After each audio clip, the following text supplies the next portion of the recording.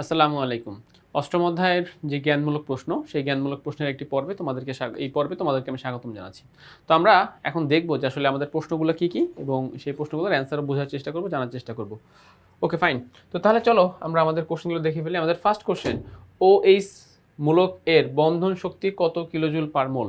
তো আমাদের অষ্টম অধ্যায় যেহেতু ডেলেইজের মান নির্ণয় করতে হয়, ডেলেইজের মানে ম্যাথ রয়েছে, সো এই ভ্যালুগুলোও অনেক সময় তোমাদের জ্ঞানমূলকে আসতে পারে তথ্য হিসাবে, জ্ঞানমূলক বা এক লাইনের তথ্য হিসেবে আসতে পারে। তো কী বলছে দেখো, যে OH এর বন্ধন শক্তি কত কিলোজুল পার মোল? তাহলে আমরা জানি যে OH এর বন্ধন শক্তি 464 কিলোজুল পার মোল। আচ্ছা, গেল এটা। সেকেন্ড কোশ্চেন, তাপহারী বিক্রিয়া কাকে বলে?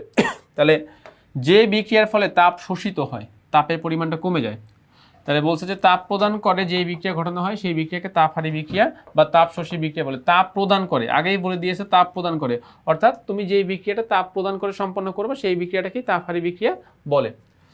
ওকে, গেল এটা। 3 নাম্বার, ফটোকেমিক্যাল ধোঁয়া কি? ফটোকেমিক্যাল ধোঁয়া কাকে বলে বলতো? যানবাহন থেকে নির্গত ধোঁয়ায় থাকা কার্বন ডাই অক্সাইড, তারপরে হচ্ছে গিয়ে যে নাইট্রাস অক্সাইড ও অব্যবহৃত জ্বালানি বায়ুতে মিশে সূর্যের আলোর উপস্থিতিতে রাসায়নিক বিক্রিয়ার মাধ্যমে বিষাক্ত একরকম গ্যাসের ধোঁয়া সৃষ্টি করে, যেটাকে ফটোকেমিক্যাল ধোঁয়া বলে। আমি সহজে বুঝিয়ে দিই যে যানবাহন থেকে তো কার্বন ডাইঅক্সাইড নিঃসরণ হচ্ছে, এছাড়াও থাকে কি নাইট্রাস অক্সাইড, আরও কি থাকে, আরও থাকে কি মানে অব্যবহৃত জ্বালানি বলতে কিছু কার্বন থাকে, সলিড কার্বন থাকতে পারে। এই সকল গ্যাসসমূহ সূর্যের আলোতে উত্তপ্ত হয়ে মিশ্রিত হয়ে একটা ধোঁয়ার মতো সৃষ্টি করে, যে ধোঁয়াকে বলা হয় ফটোকেমিক্যাল ধোঁয়া, এবং যেটা কিন্তু আমাদের জন্য খুবই বিষাক্ত। আমরা যখন নিঃশ্বাসের সাথে এইসব মানে ক্ষতিকর জিনিস গ্রহণ করি তখন আমাদের ফুসফুস সহ অন্যান্য অঙ্গ প্রত্যঙ্গের সমস্যা হতে পারে।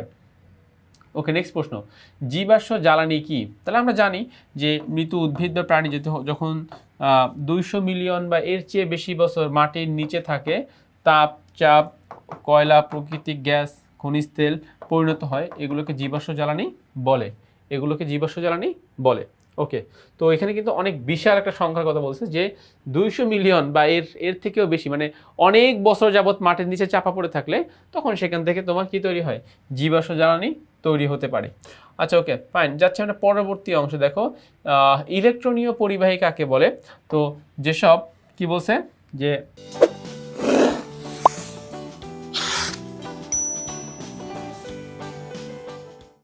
যেসব পদার্থের মধ্যে দিয়ে ইলেকট্রনের মাধ্যমে, যেহেতু আগেই বলে দিয়েছে ইলেকট্রনীয় পরিবাহী, তাহলে সহজ হিসাব, যে সকল পদার্থের মধ্যে দিয়ে ইলেকট্রনের মাধ্যমে বিদ্যুৎ পরিবাহিত হয় সেসব পরিবাহীকে ইলেকট্রনীয় পরিবাহী বলে। বিদ্যুৎ প্রবাহের মাধ্যমে পরিবাহিত হয় সেসব পদার্থকে ইলেকট্রনীয় পরিবাহী বলে। আচ্ছা, নেক্সট কোশ্চেন, তড়িৎ বিশ্লেষ্য পরিবাহী কাকে বলে? দেখো, এটা কিন্তু আমাদের অনেকবারই আমরা সমাধান করতেছি, যে যেসব পদার্থ কঠিন অবস্থায় বিদ্যুৎ পরিবহন করে না, কঠিন অবস্থায় বিদ্যুৎ পরিবহন করবে না, কিন্তু গলিত বা দ্রবীত অবস্থায় বিদ্যুৎ পরিবহন করে এবং বিদ্যুৎ পরিবহনের সাথে সাথে তাদের রাসায়নিক পরিবর্তন ঘটায়, তাদেরকে তড়িৎ বিশ্লেষ্য পরিবাহী বা তড়িৎ বিশ্লেষ্য পদার্থ বলে। অর্থাৎ সহজ কথা, যে নর্মাল কঠিন অবস্থায় এরা বিদ্যুৎ পরিবহন করে না, বাট গলিত বা দ্রবীত অবস্থায় এরা বিদ্যুৎ পরিবহন করে। মূলত এদের যে আয়ন, সেই আয়নটাই বিদ্যুৎটা পরিবহন করতে সাহায্য করে, তাদেরকে বলা হয় তড়িৎ বিশ্লেষ্য পরিবাহী বা তড়িৎ বিশ্লেষ্য পদার্থ। সো এই কোশ্চেনটাও আমাদের হয়ে গেল। আচ্ছা, আমরা যাচ্ছি আমাদের পরবর্তী প্রশ্ন। দেখো কি বলছে, ইলেকট্রোপ্লেটিং বা তড়িৎ প্রলেপন কাকে বলে? দেখো, প্রশ্নটা কিন্তু অনেকবার বোর্ডে এসেছে, সো এটা অনেকবার বোর্ডে আসার মতো প্রশ্ন, ভালো মতো পড়তে হবে। কি বলছে, তড়িৎ বিশ্লেষণের মাধ্যমে একটি ধাতুর উপর অন্য একটি ধাতুর প্রলেপ দেওয়াকে ইলেকট্রোপ্লেটিং বা তড়িৎ প্রলেপন বলে।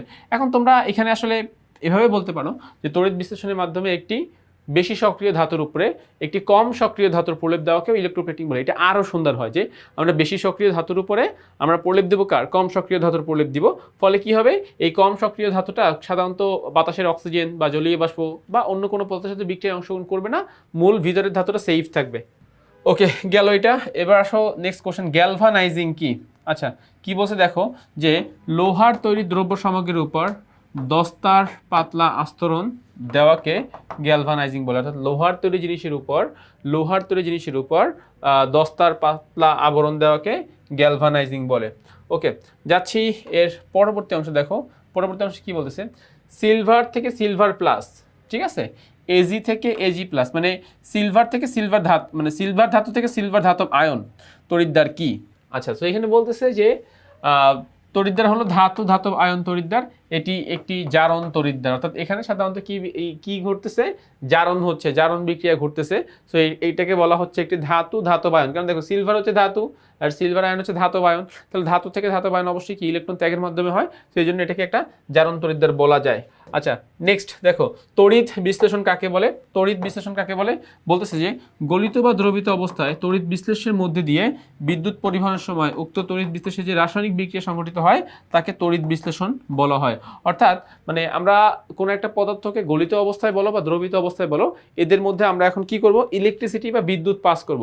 তো এই ইলেকট্রিসিটি পাস করার ফলে এদের যে পরিবর্তনটা হবে, এদের মধ্যে যে রাসায়নিক বিক্রিয়াটা ঘটবে তাকেই বলা হয় তড়িৎ বিশ্লেষণ। সো এটাও কিন্তু দেখো কয়েকবার বোর্ডে এসেছে। সো এটাও আমাদের অনেক ভালোভাবে কমপ্লিট করে ফেলতে হবে। যাচ্ছি আমরা আমাদের নেক্সট অংশে। দেখো কি বলতেছে যে গ্যালভানিক কোষ কি, যে গ্যালভানিক কোষ বা ভোল্টাইক কোষ হলো সেই সকল কোষ বা সেই কোষ যেখানে কোষের ভিতরে পদার্থসমূহের রাসায়নিক বিক্রিয়া ঘটিয়ে বিদ্যুৎ শক্তি উৎপাদন করা হয়। অর্থাৎ আমরা এখানে আগে রাসায়নিক বিক্রিয়া ঘটাবো, রাসায়নিক বিক্রিয়া ঘটানোর ফলে এখানে কি হবে, এখানে বিদ্যুৎ উৎপাদন হবে। সো গ্যালভানিক কোষের মূল কাজ হচ্ছে বিক্রিয়া ঘটাবা, সেখান থেকে বিদ্যুৎ উৎপাদন হবে। আর তড়িৎ বিশ্লেষ্য কোষের কি হবে, যে ফার্স্টে আমরা বিদ্যুৎ দিব, সেখান থেকে বিক্রিয়া ঘটবে। আচ্ছা গেল এটা, যাচ্ছি আমরা আমাদের পরবর্তী অংশে। আচ্ছা নেক্সট কোশ্চেন, লবণ সেতু কি? গ্যালভানিক কোষের অন্যতম একটা গুরুত্বপূর্ণ উপাদান হলো লবণ সেতু। সেই লবণ সেতু সম্পর্কে আমাদেরকে জানতে চাচ্ছে। সো ইউ আকৃতির কাঁচা জলের মধ্যে এগার এগার নামে একটি রাসায়নিক পদার্থের মধ্যে পটাশিয়াম ক্লোরাইড লবণের দ্রবণ মিশ্রণের ফলে যে জেলির মতো মিশ্রণ তৈরি হয় তাকে লবণ সেতু বলে। অর্থাৎ আমরা এরকম দেখেছি যে এই একটা দ্রবণ থাকে, এই একটা দ্রবণ থাকে, উভয় দ্রবণের মধ্যে আমরা এরকম উল্টা করে ইউ এর মতো করে একটা দ্রবণ তৈরি করি, যেখানে এগার এগার নামক পদার্থ থাকে, যেটা কিনা লবণ সেতুর গঠনে সহায়তা করে, তাকেই লবণ সেতু বলা হয়। নেক্সট কোশ্চেন, ইলেকট্রোলাইসিস কি? আচ্ছা, বিদ্যুৎ শক্তি ব্যবহার করে তড়িৎ রাসায়নিক কোষের মাধ্যমে রাসায়নিক বিক্রিয়া সংঘটিত করা হলো ইলেকট্রোলাইসিস বা তড়িৎ বিশ্লেষণ। অর্থাৎ তুমি বিদ্যুৎকে কাজে লাগাইয়া বিদ্যুৎ শক্তি ব্যবহার করে তড়িৎ রাসায়নিক কোষের মাধ্যমে রাসায়নিক বিক্রিয়া সংঘটিত করা। অর্থাৎ কোষ থেকে আমরা কি করবো, রাসায়নিক বিক্রিয়া সম্পন্ন করব, বাট তার আগে আমরা বিদ্যুৎ সাপ্লাই দিব, বিদ্যুৎ শক্তি ব্যবহার করব, হয় তাকে কি বলা হয়, তাকে ইলেকট্রোলাইসিস বা তড়িৎ বিশ্লেষণ বলে। সো আমরা চাইলে এর আগেও একটা কোশ্চেন ভাবে সমাধান করেছি, সো চাইলে দুইটা প্রশ্নের অ্যান্সার সেমই হয়ে যাচ্ছে, চাইলে ওটাও লিখতে পারবা। নিউক্লিয়ার বিক্রিয়া কি? যে বিক্রিয়ায় কোনো মৌলের নিউক্লিয়াসের পরিবর্তন ঘটে তাকে নিউক্লিয়ার বিক্রিয়া বলে।